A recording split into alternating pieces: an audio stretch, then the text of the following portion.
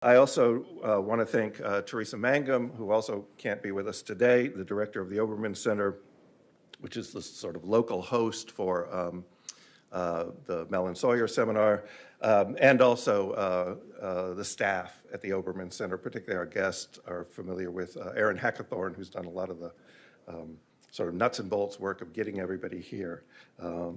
And I don't want to neglect thanking the location where we are, the Iowa City Public Library, that's been absolutely crucial to hosting, making sure all the tech works, recording the event, making a record of it for us. But as I've said at previous events, I'm especially happy to be doing this at the library because of, as you all know, what libraries are currently facing in terms of book bans, many of them very explicitly directed at comics.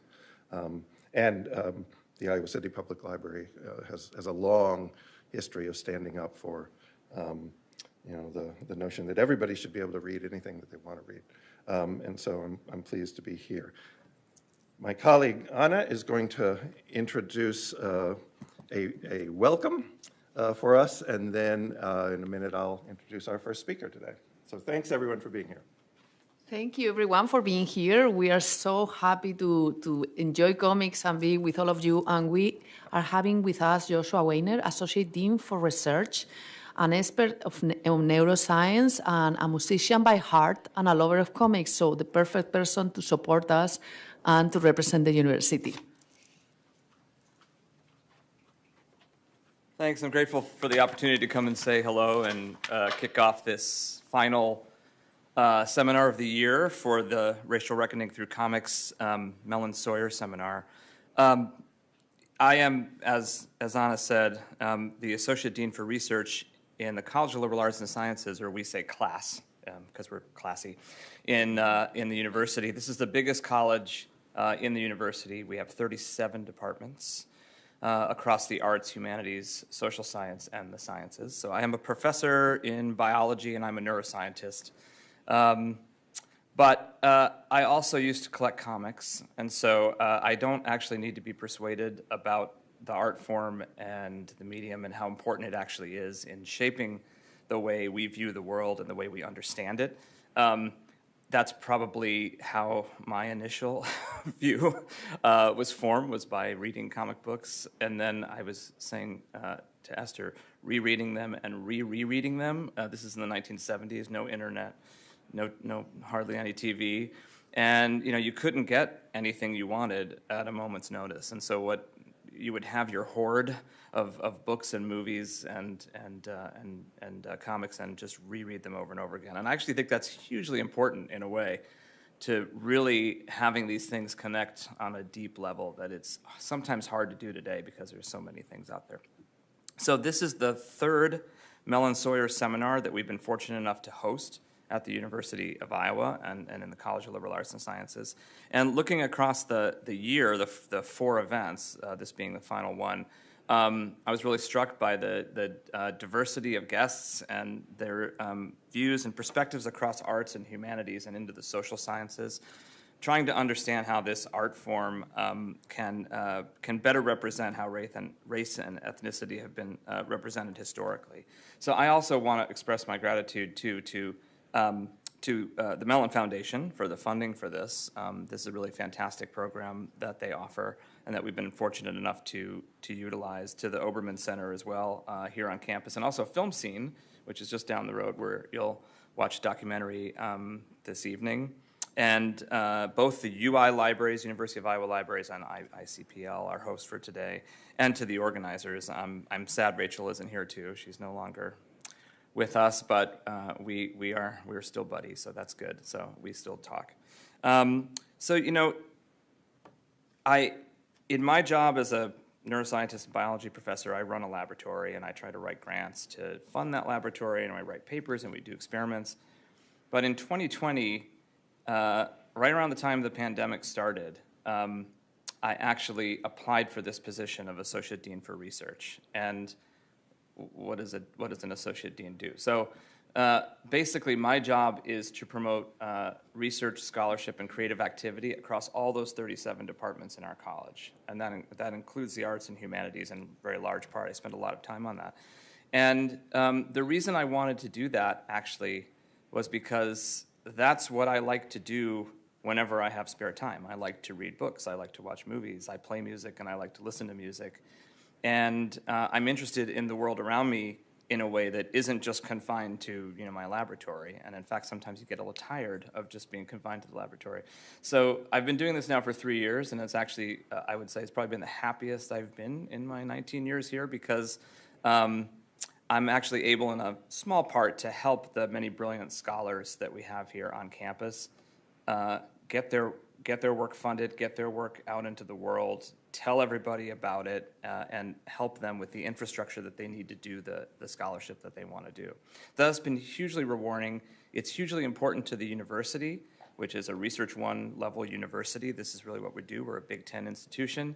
And that's really important, too, for the students that we have, because the reason a lot of the students attend this kind of school as opposed to smaller schools, where my daughter is right now at a small school in Iowa, and it's great. But what's unique about this is this kind of stuff, the scholars that you have here today, and the kind of research that we're talking about. You're not going to get that at other institutions, and that's a huge part of our identity. And it's really important that we promote and maintain that across all disciplines.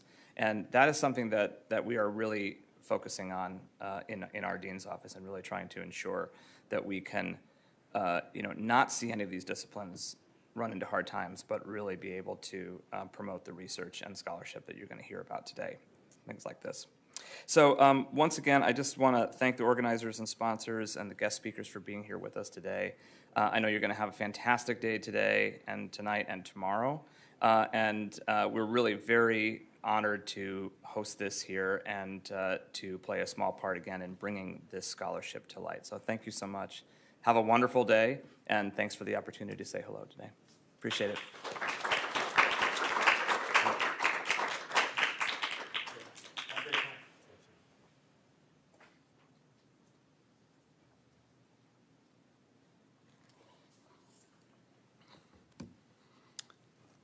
I need to put on glasses because I stupidly printed an introduction in the smallest font possible.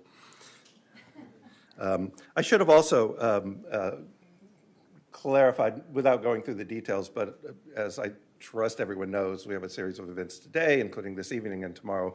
But if you haven't seen yet, pick up one of the programs, and it's all laid out there for you.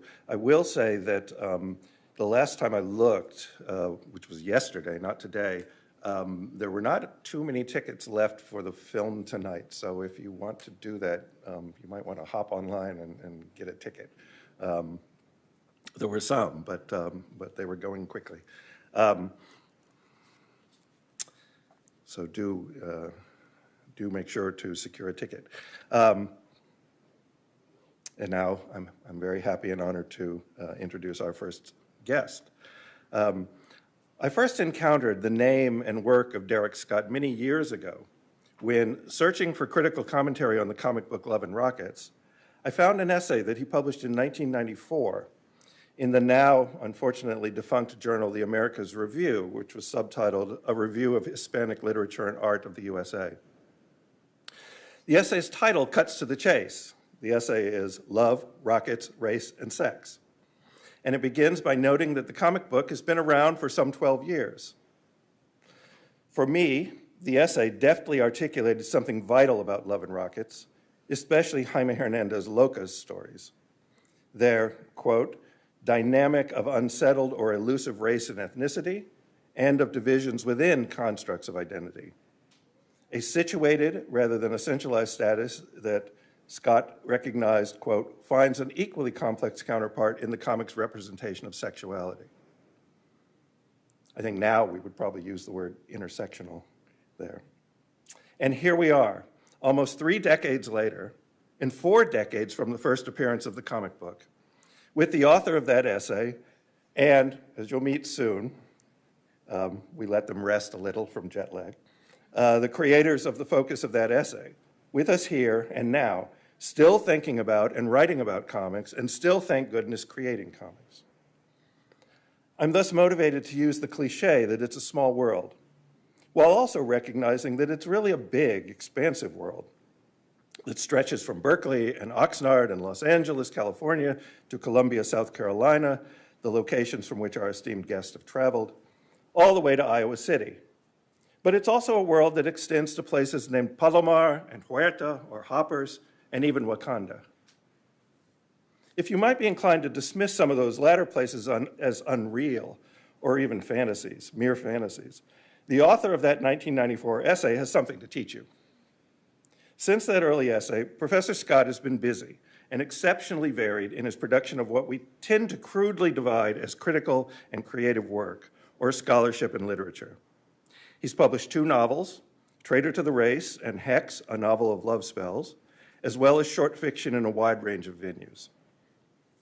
He's also edited the collection Best Black Gay Erotica, which I dare say isn't a title you will find on many academic CVs. His critical work includes the bold study, Extravagant Objection, Blackness, Power, and Sexuality in the African American Literary Imagination from 2010, which won the Alan Bray Memorial Book Award from the Modern Language Association. And in 2018, he co-edited with Ramzi Fawaz, Queer About Comics, a groundbreaking award-winning special issue of the journal American Literature. For those connected to the University of Iowa, you can access that entire issue online through the library. His most recent book, which I have here, Keeping It Unreal, Black Queer Fantasy and Superhero Comics, significantly extends the accomplishment of that issue, and it has just been nominated for a Lambda Literary Award. Good luck. That prestigious acknowledgement affirms, I believe, not only that the book is very smart, but also beautifully written. It's the work of a scholar who knows how to write a compelling narrative. As I've already suggested, the book makes a strong case for the value and the function of fantasy as a powerful means to question and challenge, rather than simply escape, white supremacy and anti-blackness, among other things. He also resurrects the neglected term fantasist as a positive designation, while attending to the fantastic in a range of genres and modes. But Professor Scott offers especially powerful, as well as vividly personal, readings of comics featuring Black superheroes such as Nubia, Storm, Blade, and Luke Cage, as well as what he introduces as, I like this phrase, one unavoidable movie. And spoiler alert here, I've already linked Professor Scott directly with the Hernandez brothers. I can now link him directly with our other esteemed visitor, Professor Kiana Whitted, as both can now be identified as official Black Panther scholars. Kiana wrote the introduction to this recent collection of Black Panther stories. His presentation today promises to extend this literally fantastic work in exciting ways. Professor Scott's recent Lambda nomination also confirms what my colleagues Anna Marino and Rachel Williams realized a year ago as we were planning this event. His book is a vital contribution to the concerns central to our seminar from a scholar we were determined to include among our amazing guests this year. And so we're delighted to now share him with all of you. Please join me in welcoming Darieck Scott to the University of Iowa, the Iowa City Public Library, and to the Mellon Sawyer Seminar on Racial Reckoning Through Comics. Thank you.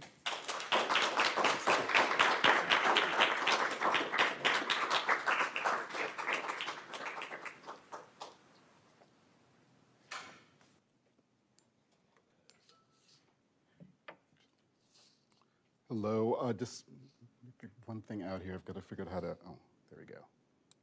Great. Thank you. Does it work? Yeah, great, okay. Thank you for inviting me to this Racial Reckoning in Comics seminar, which is great. I wish I'd been part of the earlier aspects of it. It just sounds like a wonderful program. And thank you for that introduction. That article that I wrote on Love and Rockets to me is one of my favorite things I ever wrote, also one of the most obscure things I've ever written, so I never think of anybody even actually noticing that it was there, so I'm delighted that you found that. So today, despite the title that I've chosen for this talk, I'm not really going to be evoking for you the excitement or the thrill or the provocation of encountering the fictional African country of Wakanda when we read Black Panther comics or see either of the 2 Ryan Coogler movies. I've detailed my readings of those comics as well as the first movie in Keeping It Unreal. Today, I'm instead going to be more abstract and offer a series of notes or meditations in which I'll try to think with you about Wakanda and the Black Panther in conceptual and theoretical terms. So in my first note, I'll be linking superhero comics to theories of fantasy and of what it means to fantasize, briefly making an argument that I make extensively in the book, which is that while we tend to view fantasy as the antithesis of reality or as its underprivileged cousin, I see fantasy as the very stuff of consciousness itself, and therefore argue that fantasy is important, perhaps fundamental, to our lives as conscious beings. Thus, the superhero fantasy we indulge in reading Black Panther comics or seeing the movie Wakanda Forever has an important purchase on our individual realities and even on our shared reality. In my second note, I'll consider superhero comics in terms of the concept of utopia, which obviously has bearing on the fiction of Wakanda as a Black utopia. My third note follows from the second, and I discuss how the fear of death underlies a refusal of utopian imagination, a refusal that we routinely practice when we dismiss fantasy as unimportant. The implication in this note is that Wakanda might indeed be forever. And then in my final note, a brief note, I'll discuss how we might, as Jean-Paul Sartre says, become fantastical when we read superhero comics and see superhero movies, which is another way to think of how we might, in fact, sometimes live in Wakanda. So, the first note, fantasy. First, we might try to consider fantasy via an appeal to Aristotelian logic, which is to define fantasy by what it is not. Real. Fantasy is unreal. We know it's fantasy because it's not real, right? There is a very persuasive account of fantasy in its relationship to Blackness, articulated in the work of Martinican psychologist Frantz Fanon. Fanon points to how the identity category of Black is an invention concocted to facilitate and justify European enslavement and colonial conquest. From the psychoanalytic perspective that Fanon uses in his 1952 book, Black Skin, White Masks, Blackness as a racial, existential, social, and political category can be understood to be a project underwritten and sustained by pernicious fantasy. Thus, from the Fanonian point of view, Blackness appears and then congeals on the world stage as though it were a kind of materialized phantasm. The category of racial Blackness and the lived experience of the people to whom Blackness is attributed are in large part then European nightmares made real via a historical and ongoing cascade of injustices and acts of violence. For Fanon, then, fantasy is a significant part of what must be purged from Blackness. And Blackness itself, as well as the category of whiteness which Blackness secures, must be purged from a completely reconstructed universe in order for anything like justice to be achieved, or anything like humanity to be achieved, or peace, or a real love, a real sustaining love amongst our shared species. In my book, Keeping It Unreal, I propose that we think of fantasy as neither fully put to the uses of anti-Blackness, nor do we assume it is ever purged of anti-Blackness. Rather, we can think of fantasy as both a tool, a doing, and a mode of being Black that can offer vital, life-sustaining glimpses and experiences of justice, of new or other humanity, of love replete in a different world that remains our own. This way of rethinking the perils and the potential of fantasy is founded upon Fanon even as it departs from him. Fanon engages freely in Black Skin, White Masks with Jean-Paul Sartre, and thus with existential phenomenology, and following this path illuminates how we can rethink fantasy. One of Sartre's propositions is that consciousness defines being. Being with a capital B denotes the essence of existence. For Sartre, when we describe consciousness, we must understand that consciousness is not. To put it differently, consciousness is a fundamentally imaginative act which withdraws from what is, What is the world, all the sensorial data in which we are enmeshed and from which we are never truly separate. Consciousness imagines its separation from the world, its transcendence. Consciousness focuses on its own reinterpretations of the world. It doubles down on the illusion of its extraction from the world, an extraction which it imagines or mistakes as itself. Consciousness, therefore, is not in the sense that it doesn't exist in the same way that the world of sensorial data does. It isn't real. We can add to Sartre's account that consciousness is not a camera or a recording device with any unmediated access to or exact reflection of our world. It is always selective, narrow, hemmed in by the rules and expectations which are themselves based on past interpretations, by definition, distorted interpretations of sensorial data. With this as a foundation, we can propose 1, if consciousness equals being, 2, and consciousness equals fantasies, fantasies which we experience as ourselves and as our perceptions of reality, then 3, the fantasies in which we can immerse ourselves, for example, the immersive fantasy involved in reading a comic book of the Black Panther superhero living in the African Utopia, Wakanda, that fantasy exists on a continuum with the fantasies that make up our reality. Examples of the fantasies that make up our reality, the fantasies say that differences in skin color must mean something, or the fantasies that we fully perceive and can know what's happening right now in this room, where there are millions of molecular processes, particle waves, the operation of gravity and other fundamental forces, et cetera, the determinations of history known and unknown that bring us to this place and this time, not to mention countless thoughts and feelings we all might have that we either don't perceive or we do perceive but we're not conscious of. If the hierarchy between reality and fantasy, where reality always counts for more than fantasy, is undercut or disarranged, we can see that both are forms of being. The late queer theorist and psychoanalytic critic Leo Bersani explains, psychic fantasy is a type of unrealized or derealized human and world being. Unrealized points to how fantasy is a figure for an act that may or may not be enacted. Derealized means that fantasy figurations are indistinguishable from the creations that we understand as memory and our access, therefore, to the past. So I'm interested in tracking the ways that reading superhero comics from a Black queer perspective enables forms of being, capital B being, that can act as counters to or reworkings of the fantasies of race, gender, sexuality that structure our world as anti-Black, misogynist, homophobic, transphobic, etc.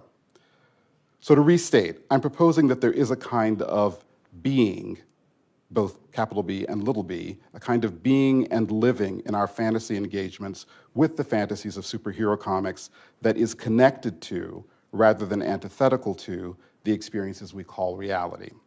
In light of Black Panther, then, my fantasy is for the world to be Wakanda. In a completely unscheduled and unrelated to Classroom Matters discussion of the 2018 movie during my graduate seminar in spring 2018, one of the PhD students in our program said, very enthusiastically, "I want to live in Wakanda." And this was a student, I should note, who is firmly entrenched in an intellectual discipline of traditional historiography and library science, and who bristles at the idea that scholars want to call anything an archive that isn't in fact a document that's assembled by archivists. She's very, very practical. But I want to take her statement seriously, and only in part because I share the feeling. I also want to take the statement seriously because I suspect that there is something we should account for in the desire she articulated, and its possible, even if only partial, fulfillments. Something to take account of intellectually, of course psychologically, certainly politically, and even perhaps materially. I'm going to suggest that the fantasist who engages superheroes in whatever medium experiments in self-perception and filiation with others that reorients, recalibrates, and may recreate the self and its world. It may be that via what I call fantasy acts, the fantasist can live, in some sense probably not measured by duration or mapped in space in Wakanda. My primary question, for which I can only begin to survey answers, is how and in what ways might a deliberately shaped unreality, a fantasy, unrealize the devaluation of blackness or the power of anti-black racism? Thus, I'm proposing here heuristically that the practice of African diaspora and black politics is not without, and indeed very much needs, the work of fantasy. So note number 2, utopia. To meditate further on what the activity of fantasy is, I'm going to take up philosophical attempts to theorize fantasy in the thought of Frankfurt School philosophers Ernst Bloch and Theodor Adorno. And their approaches to what I'm calling fantasy, which they don't really refer to in that way, is of course greatly indebted to Karl Marx. To use Ernst Bloch here is to think about the activity of fantasy as the activity of the utopian imagination, or what Bloch calls the anticipatory illumination of utopian futures, which inhere for Bloch in art and literature. For Bloch, the utopian imagination in art and literature opposes the layers of blindness that reconcile us to the injustices of class hierarchy and economic exploitation. The layers of blindness, that is, that provide the bedrock of what we think of as reality. And I'm positing Bloch's utopian imagination as a concept illuminating the activity of fantasy. Bloch overturns the intellectual, aesthetic, and political privileging of the dominant use of realism, which he describes as descriptive or explicative stock-taking. Descriptive or explicative stock-taking realism defines itself as the opposite of childish and naive wish-fulfillment fantasy. But Bloch sees such realism and its claims to primacy, its claims to being high art, its claims to being serious, as a product of ideologically constrained, mechanical, pro-capitalist points of view. Counter to this, Bloch asserts that a real realism would always make room in its accounts for descriptions of the utopian imagination. Realism cannot at all exist if it does not do justice to the enormous arsenal of the possible. That is, also to the hope, which is the correlate to the world that has not yet been thwarted. Thus, for Bloch, the operations of a true realism, a real apprehension of reality, should not lead to the disproof of utopia or become the basis for pessimism or disconsolation, but rather an artistic portrait of the world that is truly real rather than political realism, should choose representations of modes of being from the enormous arsenal of the possible. Bloch's utopian imagination is the real because its counter-description of the possible world is a description of the world that has not yet been thwarted. Here, let's pay attention to Bloch trumpeting the indelibility of the utopian imagination during a public talk with Theodor Adorno in 1964. Bloch and Adorno in this talk agree that there is a clear interest that has prevented the world from being changed into a more just version of itself, that they insist is in fact materially possible. They say that we're each born into a world already enslaved by its realisms, by its narrow, ideologically informed interpretations of the real, which masquerade as reality. One great weapon in the arsenal of power, then, is its control over what we consider real, and thus its being able to dismiss as impossible a wide range of possibles under the denigrated term fantasy.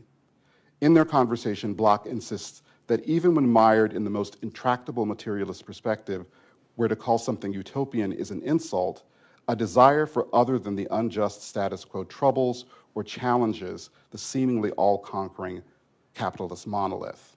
Thus, looking at how fantasy functions as reality's antonym potentially unmasks the politics of what we call reality. So Adorno, responding to Bloch, says, "My thesis would be that all humans, deep down, whether they admit this or not, know that it could be different. Not only could they live without hunger and probably without anxiety, but they could also live as free human beings. At the same time, the social apparatus has hardened itself against people, and thus, whatever appears before their eyes all over the world as attainable possibility, as the evident possibility of fulfillment, presents itself to them as radically impossible.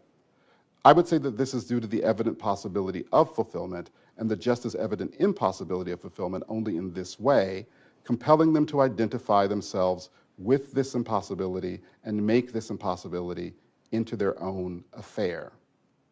In other words, to use Freud, they identify themselves with the aggressor and say that this should not be, whereby they feel that it is precisely this that should be, but they are prevented from attaining it by a wicked spell cast over the world.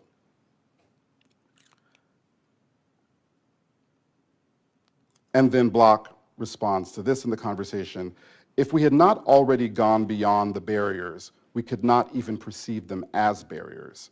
And Adorno agrees with that. The fact that there is such a sensitivity about an it should be demonstrates that there is also utopia in this area where it has the most difficulty. I believe utopia cannot be removed from the world in spite of everything. In this sense, fantasy's activity is partly the recovery of the possible. Fantasy is the action of forging some kind of realization of the possible.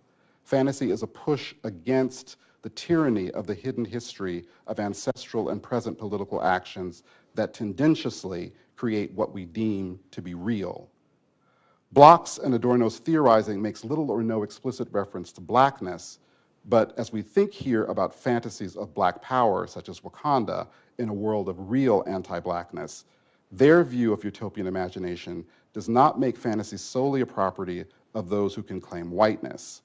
Says Bloch, it is impossible to be at the outer margins of the status quo without the dream of a thing being irregularly glimpsed.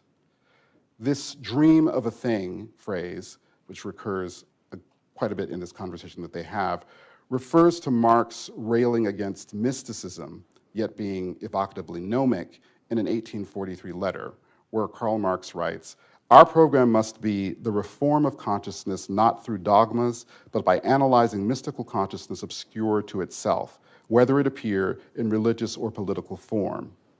It will then become plain that the world has long since dreamed of something," sometimes translated as dream of a thing, "of which it needs only to become conscious for it to possess it in reality." So, though Bloch is not speaking specifically of fantasy as such, he is bringing to the forefront of his concept of utopian imagination in art and literature the activity of fantasizing, conceiving, elaborating, and sustaining imaginatively what we are not doing, what is not yet happening. In this sense, the fantasist is possible to view as a political positionality analogous to the socialist or capitalist, insofar as those terms nominate not only adherence to an ideology or economic system, but participation in an entanglement of practices and beliefs which are themselves actions and which make worlds. Might then one name for the world that has not yet been thwarted be the world that we could make? Might not a name for that world be Wakanda? So note number 3, the superhero story is a utopian fantasy. The superhero is utopian. The superhero can be seen as utopia rendered as a single figure, a utopian society with all its possibilities condensed in a fictional person. Thus, we have a kind of doubling of utopian imagination that goes on when Wonder Woman is placed on Paradise Island, when Black Panther is in Wakanda, when Aquaman or the Submariner are in Atlantis. The superhero's essence as a utopian figure, what is perhaps most utopian about him or her, is that when the superhero fights for justice, he or she cannot ever be beaten and always wins. But we shouldn't see this as quite the same thing as a sports hero who wins every game. This is rather an invulnerability like that of a divine figure who is immortal and wins the game that no one wins, the game of life against death. As a two-dimensional figure in comics or in movies, the superhero is ever young, ever renewed by new artists and writers, and cannot die. Arguably, this is the superhero's primary characteristic, that which makes him or her a superhero as opposed to just a hero, and without which he or she cannot be that superhero. It doesn't matter even if the character is presented to us as an ordinary mortal, like Batman. The fact that the figure exists as a fictional drawn being, or a fictional being embodied by an actor on screen, means that he or she is not really subject to death. If we follow Bloch's insights, I would argue that the utopian function of art, which Bloch argues is inherent to art, is undermined and betrayed in the profusion in superhero comics of death-obsessed stories, like the Infinity Gauntlet in the comics and the Avengers Infinity Wars movies, which is based on the Infinity Gauntlet in the comics. These death of the superhero narratives position themselves as though the great revelation of the story is the realism of the pain of loss, as though they're showing us the nitty-gritty reality that the fairy tale adolescent fantasy of older superhero stories failed to show us. The impossibility of effective heroism, the destruction of utopias by greater powers that have on their side the inevitability that everything that begins has an ending. But no one on Earth beyond the age of 10 probably has not known what it is to lose a loved person or a loved being or a loved thing. Does anyone really need to be reminded of how that felt? As Herbert Marcuse suggested, this kind of becoming accustomed to death and loss is something that serves the powers that be, inculcating in us a watchfulness and fearfulness, and casting reality as a reality of scarcity. Given this, we need no reminders, really, of death as such in our fantasies of alternate histories and alternate worlds. Rather, we might need tools for how to work with death, or perhaps even to make death a triumph in a sense, or, here's the utopian according to Bloch and Adorno, how to overcome death and defeat it, which I'll say something about more in a second. For me, the point of a superhero is like the point of a utopia, which, again, as Bloch indicates, is the point of art. It is to play without the obstacles of the empirical, since the empirical reflects the politically prescribed limits of our knowledge.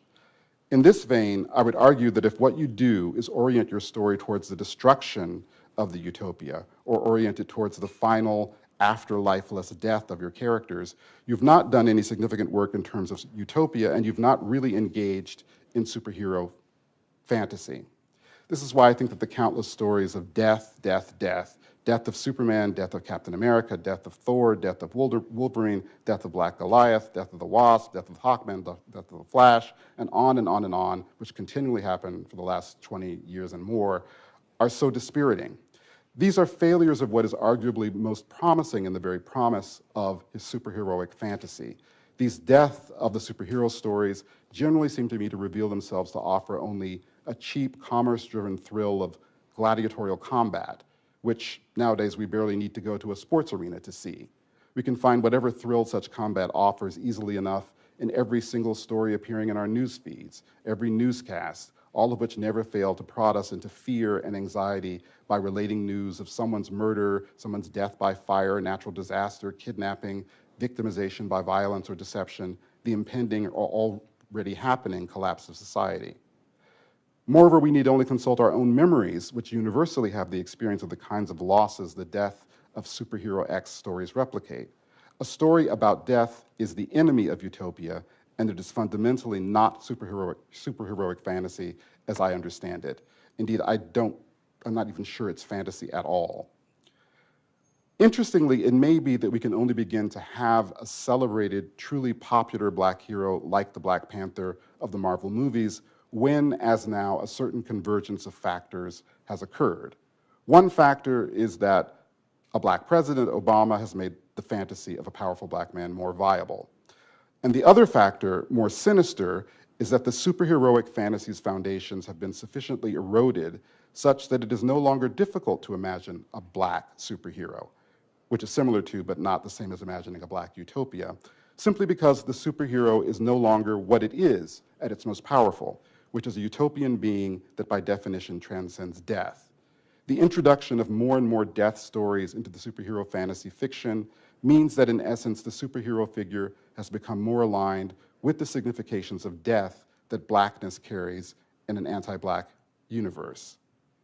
So, among the sad recognitions here is that there is some question about the degree to which the superhero figure fundamentally must be conceived and cognized as white in an anti-Black society. Blackness, of course, carries with it the signification of premature death, of the expectation of injury, of the illicitly sexual. Thus, of course, the superhero is constitutively white in its beginning circa 1938. This would be because only whiteness in an anti-black world can be imagined as transcending death. In a way that can't be wholly separated from this kind of conceptualizing of the superhero might also have to be a he in a masculinist society. In a masculinist or patriarchal society, the feminine is never the baseline human and has no coherent meaning when it is cleaved from the sexual, the reproductive, and therefore the familial and the community. Femininity signifies the bodily, and therefore the ever-present threat of the body's decay and dissolution, and is also therefore associated with death. In this light, maybe a female and or black superhero undoes the trick, the conceit, whereby the utopian is condensed in a single figure in a superhero fantasy. In Keeping It Unreal, I talk about how much effort goes into the conception and the naming of a black superhero, how often their names are preceded by black, how the male-gendered whiteness inherent to the superhero in an anti-black, patriarchal society such as ours has either to be circumvented or acquiesced to when a black superhero is presented. Thus, a certain precarity in the occupation of the superhero position seems to limit or threaten black superhero characters' viability as commercial properties and as their viability as templates for readers' fantasies. But even with this proviso, I want to come back to that 1964 conversation between Bloch and Adorno. The significance of the following quotations from that conversation, which make the point far more elegantly than any summation of them that I could offer, is very simple, that a utopian consciousness must be willing not to identify with death. Adorno says, "This is the heart of the matter. It can be ascertained very easily. You only have to speak about the elimination of death sometime with a so-called well-disposed person. Then you will get an immediate reaction, in the same way that a policeman would come right after you if you threw a stone at a police station. Yes, if death were eliminated, if people would no longer die, that would be the most terrible and most horrible thing. I would say that it is precisely this form of reaction that actually opposes the utopian consciousness most of the time. The identification with death is that which goes beyond the identification of people with the existing social conditions. Utopian consciousness means a consciousness for which the possibility that people no longer have to die does not have anything horrible about it, but is, on the contrary, that which one actually wants." And I might rephrase that a bit to say, the consciousness for which the possibility that people no longer have to die does not have anything unrealistic or unthinkable about it. Bloch agrees, indeed, death depicts the counter-utopia. Nailing the coffin puts an end to all of our individual series of actions at the very least. In other words, it also depreciates the before. Adorno responds, indeed, the matter here does not concern conceiving of the elimination of death as a scientific process in such a way that one crosses the threshold between organic and inorganic life through new discoveries. To be sure, I believe that without the notion of an unfettered life, freed from death, the idea of utopia, the idea of the utopia, cannot even be thought at all. There is something profoundly contradictory in every utopia, namely, that it cannot be conceived at all without the elimination of death. This is inherent in the very thought. Bloch responds, again, death is not now he must go, as the old Schopenhauer said. Rather, it disturbs one constantly so that one cannot be satisfied no matter how great the satisfaction is and no matter how many economic miracles and welfare states there are. But that continues to exist, and it should not be of the utopian, of the longing for a coming in order or in general, where freedom would be, where everything would be right or together in a much deeper sense, a more comprehensive sense than the social utopia portrays it. So, to repeat, a utopian consciousness, according to Bloch and Adorno, must be willing to not identify with death.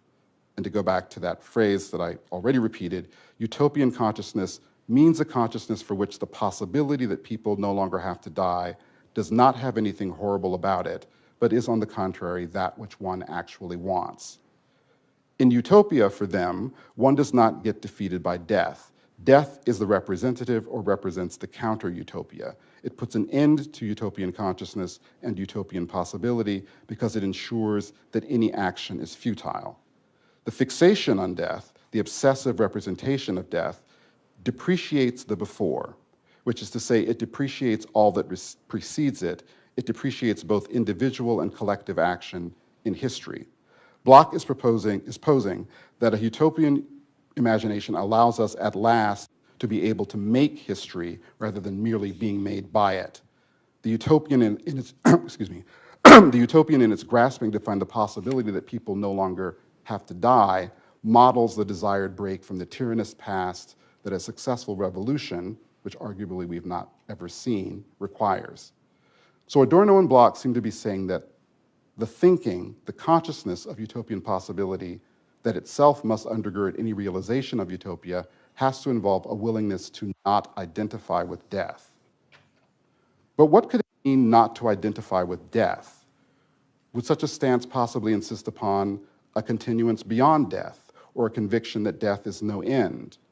This is presumably the foundation for many religions and especially Christianity. And Bloch indeed says, the concern with death appears in two areas, in one instance in medicine, where it's practical, empirical, or vocational, in the other in religion. Christianity triumphed in the early centuries with the call, I am the resurrection and the life. It triumphed with the Sermon on the Mount and with eschatology. But, of course, Bloch and Adorno are suggesting something less conventional and Christian modeled than this.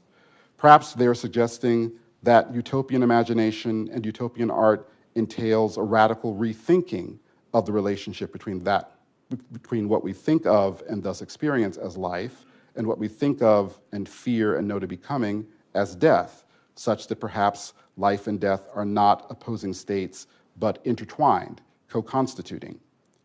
Or maybe they might be trying to describe a powerful and continuously re-effective identification with life. That might be the case if identification with life is the same as not identifying with death. On the other hand, perhaps not identifying with death is not necessarily identification with life, but some third way which considers living as the continuous and perpetual action of realizing possibilities. I don't know what they mean, actually, though I suspect a lack of precision is necessary as the beginning point for an exploration of the unknown that Utopia contemplates, an exploration best undertaken through a sustained imagination of it, which could render it more precise. The suspension or reorienting of the supposed opposition between life and death that Bloch and Adorno propose might involve the reorienting of the opposition between reality and fantasy that I'm exploring with you here. Not identifying with death brings about this result. As Bloch says, if such a world in which hunger and immediate wants were eliminated, entirely in contrast to death, if this world would finally just be allowed to breathe and were set free. So the coda, note number 4, being fantastical. In a 1947 literary review essay entitled Aminadab, or the Fantastic Considered as a Language, Jean-Paul Sartre surveys the world of European fantastic literature, high fantastic literature, principally involving Kafka, and concludes that, quote, no one can enter the world of dreams other than by sleeping. Similarly, no one can enter the world of the fantastic other than by becoming fantastical themselves. On a mundane level, this becoming fantastical is accomplished via the reader's author-led imagination of the world through the fantastic novel's hero, who is our guide, and who, though he might be transported from our world to the fantastic one, becomes himself a fantastical creature without a familiar logic governing his actions, wants, and purposes. Sartre says, we are forced by the very laws of the novel to espouse a viewpoint that is not our own, to condemn without comprehending, and to contemplate with no surprise things that astound us. We fall into line because we are the hero and reason with him. So for this reason, as he says, there cannot be any fantastical events, because the fantastic can exist only as a universe. If I were fantastical and inhabited a fantastical world, I could in no way regard it as such. Sartre thus intimates that what fantastic narrative accomplishes is, via the reader's accepted invitation to participate in it or engage with it, a transformation of the world into the fantastic world, a transformation of the reader's own being into fantastic or utopian being. Becoming fantastical then, which, if Sartre is right, is what we must become when we immerse ourselves in the comic book world of Wakanda, might make us be, again in Bloch's words, actors in, or creators of, or embodiments of the world that would finally just be allowed to breathe and be set free. Thank you.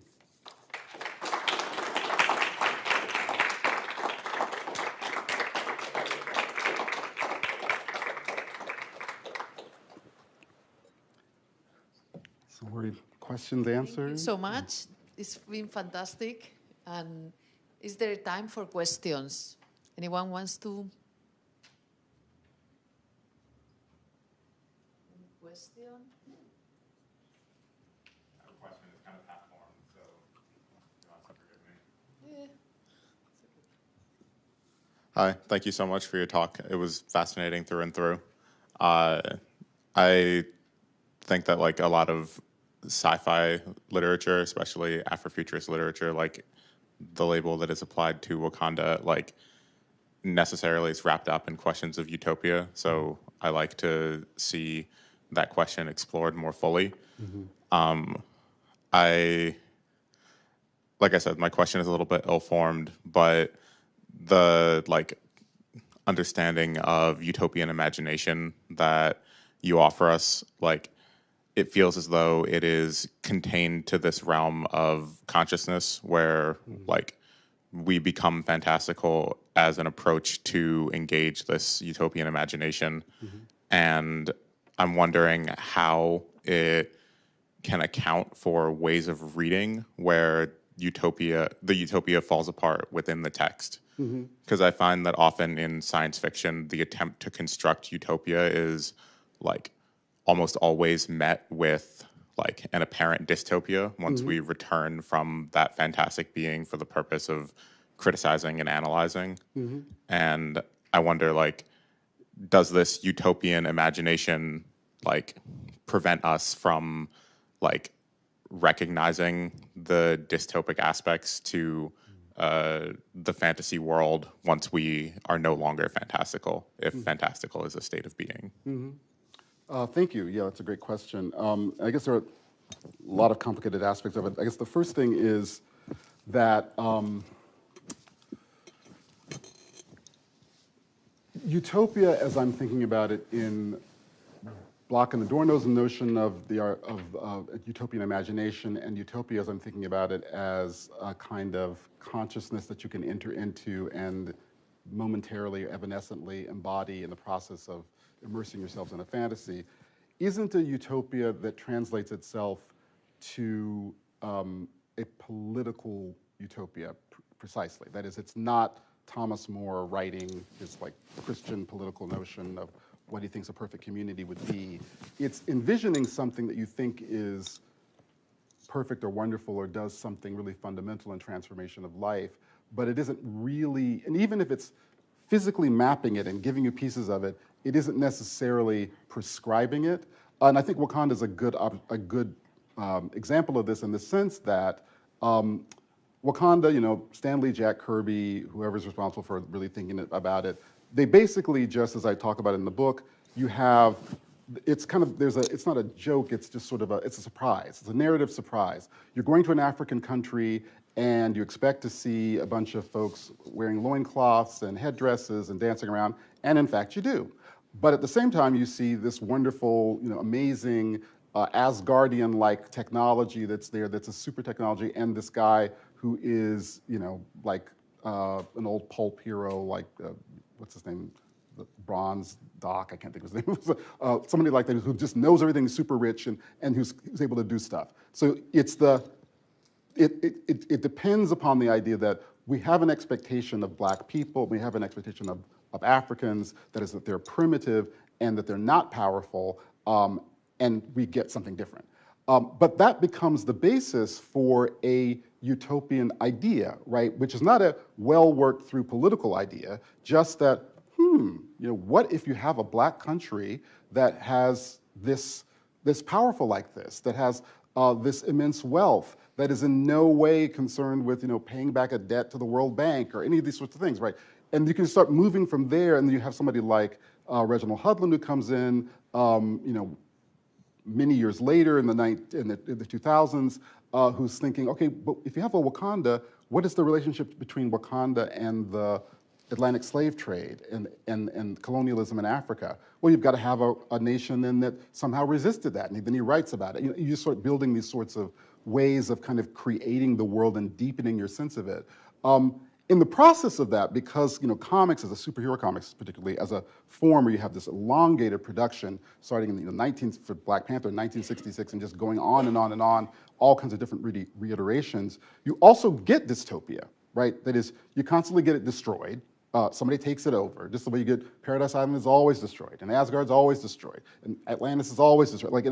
It doesn't matter what it is. The reason is because you need some drama, so something's got to be killed or just run down. That's what's going to have to happen. So you get the dystopic stuff there, and you also get things like Ta-Nehisi Coates thinking about, he's writing Black Panther, and it's a monarchy, and how do I think about monarchy? I'm not really thinking that that's the greatest political system, so he's going to start trying to reform it. And in fact, when I read, there are people's response to the first movie who don't know anything about the comics, are like, well, but it's a male monarchy, and all of which to me is a kind of bringing of the dystopic into it and a way of reading that utopia as a sort of political map, when it really isn't that. That's not the work that it's doing.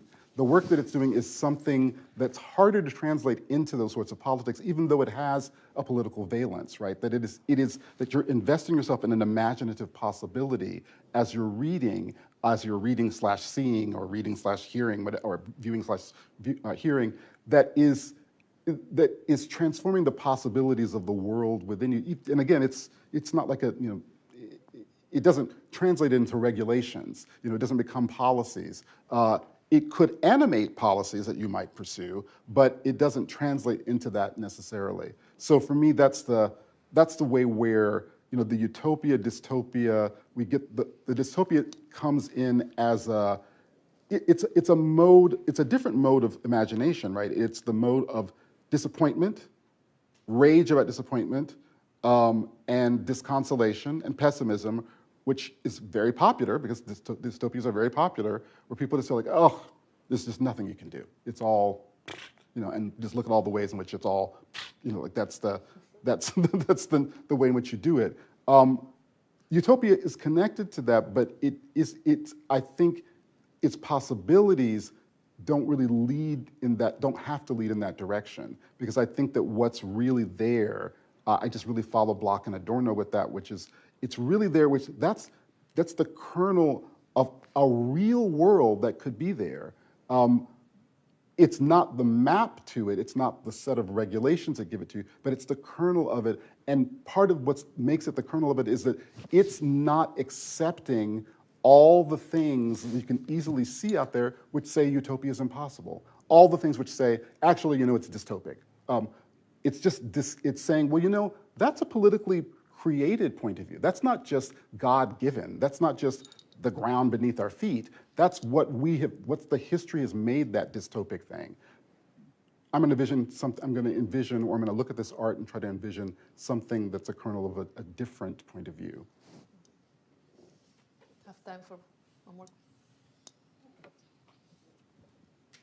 Thank you so much for your fantastic talk. I had a question about if you could walk us through the way you use French-speaking intellectuals with Frantz Fanon and then Jean-Paul Sartre to analyze comic books that are American comic books and Anglophone, because as a French scholar, I tend to do the exact contrary, meaning primary sources are in French, but I always rely on English-speaking intellectuals, but you've done the contrary, so that's actually fascinating to me. Thank you. Thank you for that question. It's funny, and I encountered this particularly in an interesting way in this book, in Keeping It Unreal, because I read Fanon pretty obsessively in English translation, and he's especially in Black Skin, White Masks, he's got a ton of footnotes, not so much Red of the Earth and other things. And a number of his footnotes are, they're engaging with American, like Native Son, like novels. But he's also doing a lot of things where he's engaging with Lacan and with Sartre, and there's all this stuff happening.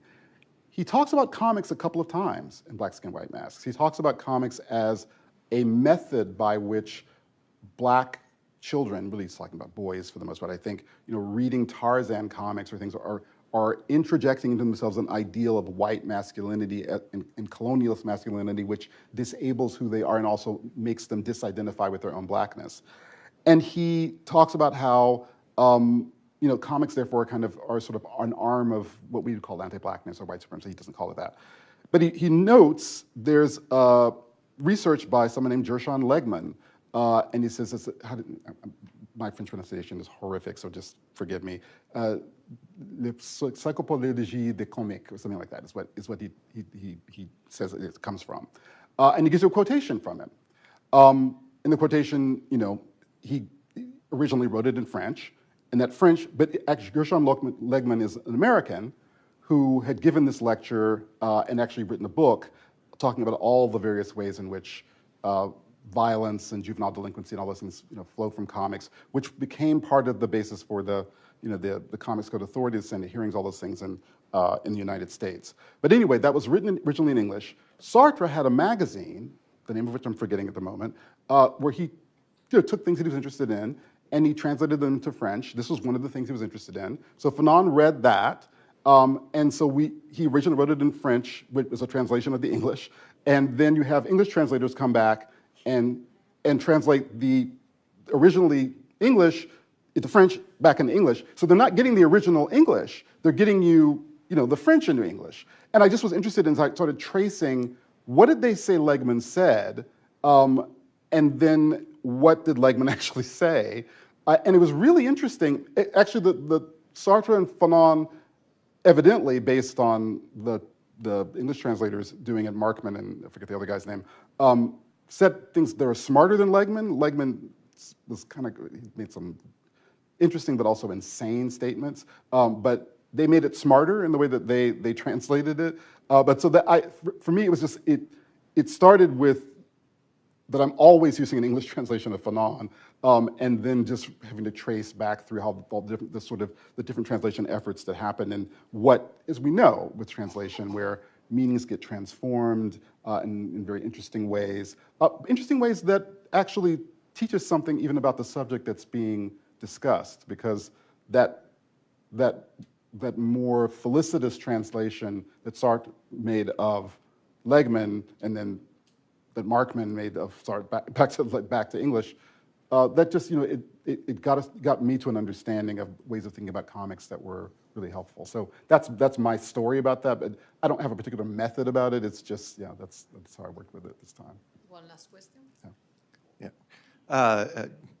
Just a little footnote, Sartre's magazine is Le Temps Moderne, which he names after Charlie Chaplin's movie Modern Times. So you got another translation. My sense is you absolutely sort of nail what's most uninteresting and sort of rote about the death of superhero narratives. But I want to ask about the function within those. If there's an element to those that I still find interesting, it's the survival of the death of the superhero and the function of mourning. And you could even move this to a Freudian distinction, say, between mourning and melancholia. Mourning is something we work through and get over, and melancholy is something where we get stuck. We don't. And I'm curious about, you can think about the Avengers films where half the world is in mourning, but the more obvious example is maybe Wakanda Forever, which functions as a work of mourning in some. So I wonder how you might think about the survival of the death of the superhero rather than the death of the superhero in this configuration. Yeah, thank you. That's a good question. And I was thinking about this a little bit in relationship to Wakanda Forever, because I do think that movie, and of course, we're just looking at a sequence of two there, but where that movie works so much, it works with the concept of death and mourning so much more richly than I see usually happening in the comics, where it really does just seem to be, it's just a device for it. You know, here we have the actor died, and presumably that had some effect on how they decided to do things here, and you really had a kind of thinking through just what the consequences of that death might be, and then moving forward with the characters feeling the loss of him, and I thought that it worked very effectively, which I just don't necessarily see be the case in the comics. In the comics, again, you know, different medium, a more elongated storytelling. You got to go issue to issue to issue, as opposed to you get it done in 2 or 3 hours.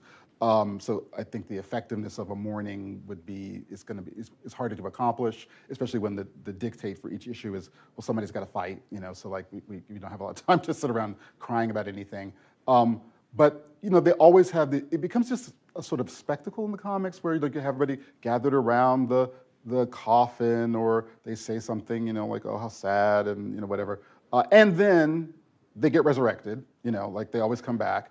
So that it seems like, and so you were killed for what reason? Like you're gone, and we know you're coming back. Why? What happened? Like, what's the reason for the story?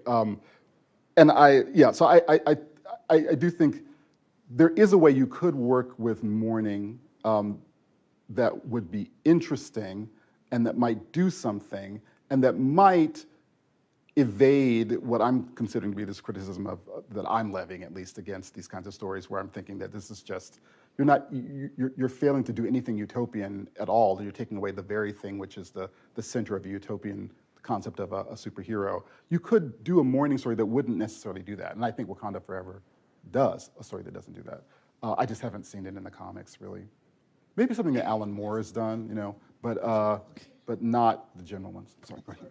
I was wondering, or rather we were wondering about your thoughts on fantasy and utopia, when narratives have like, they just have like little bits of fantasy, such as, I don't know, I'm thinking about magical realism and narratives that often have certain parts of fantasy, but they're not exactly like, I don't know, like trying to imagine another world, but rather they're just certain elements. How do those like relate or not? What are your thoughts on it and on Utopia? Thanks. Yeah, thank you. That's a great question. I think I follow something that I learned, because I read Fanon obsessively, but I also read Toni Morrison obsessively. And Toni Morrison's work, a good portion of it, especially Beloved, gets put into the category of magical realism. And I've heard her, or I've read her interviews where she talks about, she says something very, which works for me and also kind of aligns with how I read her work, which is that she thinks of magical realism as a label that is created to dismiss the seriousness of the work that's being done. That is, because there is a non-realistic element that is important to the text, you get to say, oh, that's pretty, or you know, there's nothing, you're not doing this serious work here because it's not realism. Whereas for her, and she was comparing herself to Garcia Marquez in this, but she was saying that when I have a character who, for instance, where his, you know, in Song of Solomon, the minor character says that his mother turned into a white bull, or there's apparently flying at the end of Song of Solomon, and in Beloved, there's a ghost that's corporealized. When I'm doing those things, what I'm saying is the world that you think is the world that is described by scientific materialism, is not the world.